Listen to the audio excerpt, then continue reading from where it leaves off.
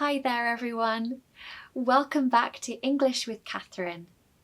Today I'm going to show you 10 beautiful English words that are advanced level and they will make you sound much more interesting.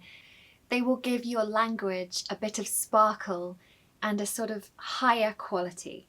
I love all of these words and I use them all the time and they just make me feel good when I use them. Let's get started. Number 1 is ethereal. Ethereal. Ethereal. What a beautiful word. It sounds light and airy, and that's because what it means is anything that is heavenly, seeming to be not of this world. For example, this morning I came downstairs and the garden looked so ethereal. It was covered in ice and it just looked like a winter wonderland. Pronunciation tip. We need a very short I at the start of the word, so it should sound like I. Ethereal. Ethereal. Number 2 is sumptuous. Sumptuous. Sumptuous. What a satisfying word to say. The sound is just so nice. Now, what does it mean? It means anything that is costly, luxurious, lavish, and it can be used to describe anything from a rich chocolate cake to a gorgeous cozy blanket. For example, they were treated to a sumptuous meal. Pronunciation tip. Stress the first syllable, so sumptuous, sumptuous, and the T in the middle is really not a T, it's a CH sound, so ch. Sumptuous. Number 3 is monotonous. Monotonous. Monotonous. Now this word is quite long and it kind of describes what it means. And it means anything that is dull, long, repetitive, boring. You can use it to describe anything from a really boring job to a really big bowl of pasta that has no flavour. For example, I used to have a really monotonous job. The minute I got there, I was just dreaming of going home. Everyone's had a job like this at some point in their lives. Pronunciation tip. The word not is said quite loudly in the word. Listen. Monotonous. Monotonous. So make sure you stress the second syllable. Monotonous. Number 4 is solitude. Solitude. Solitude. So if you're an extrovert, solitude may not be ideal. But if you're an introvert, you may seek out solitude. Peace and calm away from society. For example, I love the solitude of libraries. I like to go at least once a month. Pronunciation tip. The T in this word is really a CH sound. So what you want to say is solitude. Solitude. Number 5 is meander. Meander. Meander. What a gorgeous word. So this was originally used to describe a river or a road that is not straight, so it's curved like this. For example, the river meandered gently through the meadows. But we can also use it to describe walking, as long as it's not in a straight line and it's gentle. For example, when we were in France, on one of the days, we meandered through rivers and vineyards, and it was just the most amazing day. I will never forget it. A pronunciation tip. AN in this word is said very loudly. So, meander, meander. Number 6 is pristine. Pristine. Pristine. Now, this beautiful word seems to sparkle when you say it. Pristine.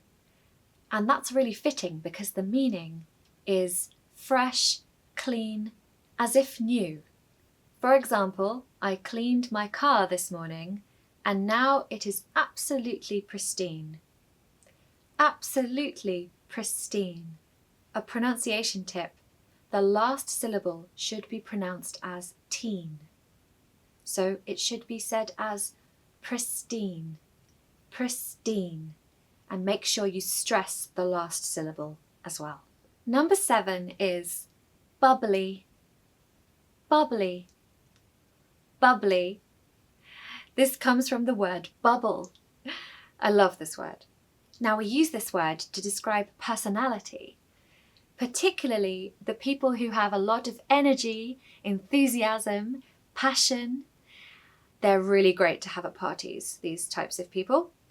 And so we can say, for example, my best friend Sarah is really bubbly. She's just so much fun and she has such a good energy about her, so everybody always wants her around. Pronunciation tip.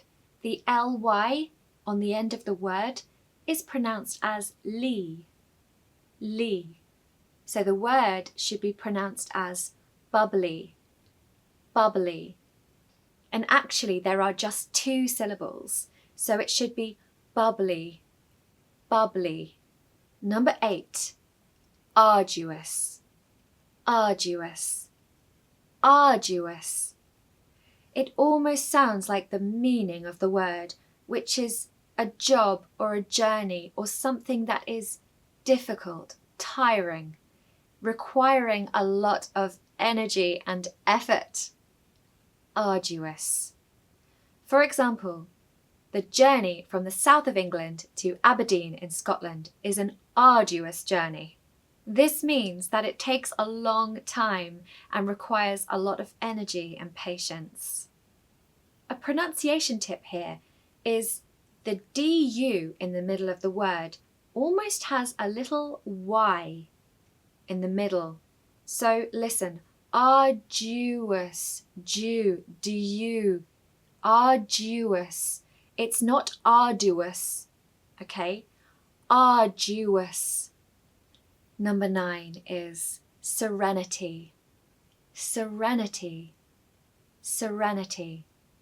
What a lovely word. It means the state of being peaceful, calm, without stress or worries, completely untroubled. For example, Richmond Park in London is an oasis of serenity, right on the edge of the hustle and bustle of London.